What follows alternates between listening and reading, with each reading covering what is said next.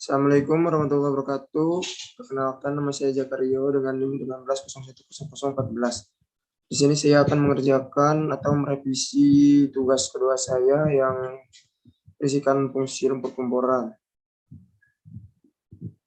Di sini ada fungsi lumpur pemboran.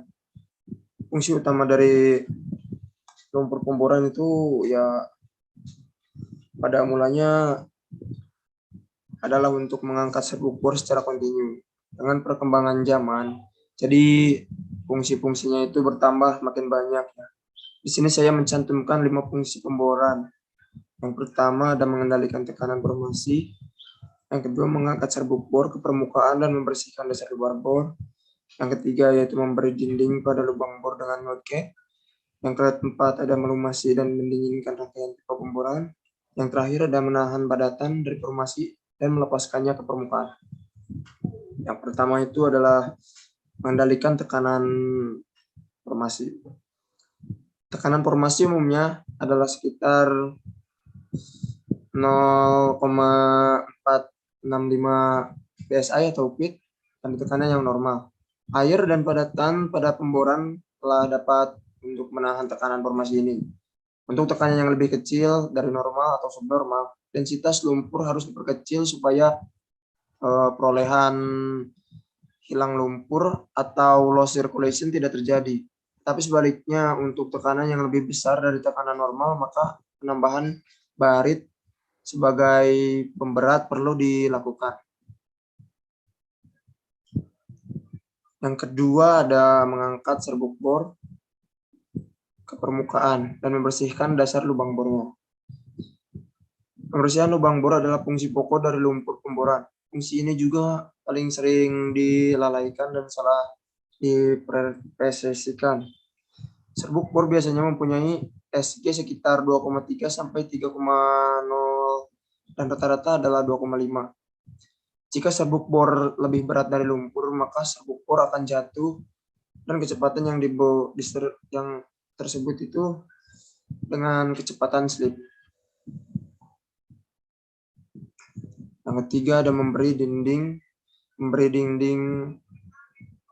pada lubang bor dengan mudcake atau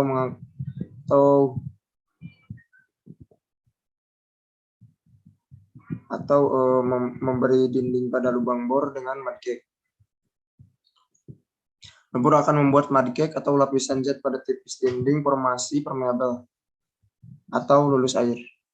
Bentuk mudcake ini akan menyebabkan tertahannya aliran fluida masuk ke formasi. Adanya aliran yang masuk yaitu cairan plus padatan menyebabkan padatan tertinggal atau tersaring.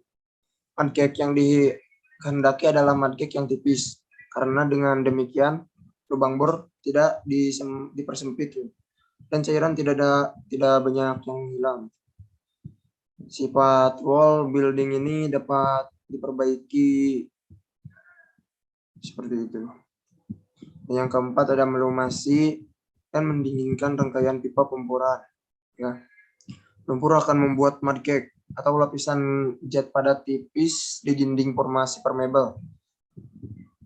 Permeabel itu lulus air ya. Pembentukan mudcake ini akan menyebabkan tertahannya aliran fluida masuk ke formasi. Adanya aliran yang masuk yaitu cairan plus padatan menyebabkan padatan tertinggal atau tersaring lagi ya.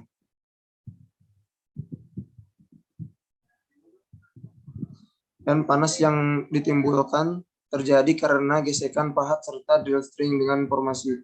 Konduksi formasi umumnya kecil, sehingga sukar sekali menghilangkan panas dalam waktu cepat. Tetapi umumnya dengan adanya aliran lumpur telah cukup untuk mendinginkan sistem serta melumasi pahat ya. Umumnya umur pahat bisa lebih lama sehingga biaya pergantian pahat bisa ditekan.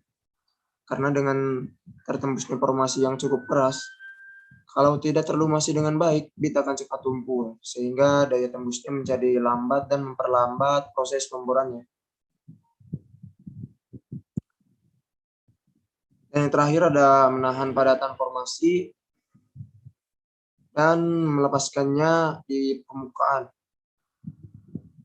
Lumpur pemboran yang baik mempunyai sifat isotrofi yang menyebabkan partikel-partikel padatan dapat dibawa sampai ke permukaan dan menahannya di dalam lumpur selama sirkulasi berhenti.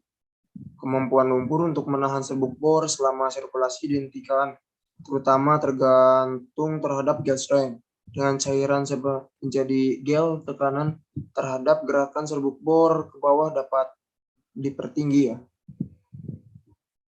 Dan serbuk bor dapat ditahan agar tidak turun ke bawah. Karena bila ia mengendap itu di bawah bisa menyebabkan akumulasi serbuk bor dan pipa akan terjepit ya. Selain itu, ini akan memperberat kerja pompa untuk melumasi sirkulasi kembali. Untuk memulai sirkulasi lagi.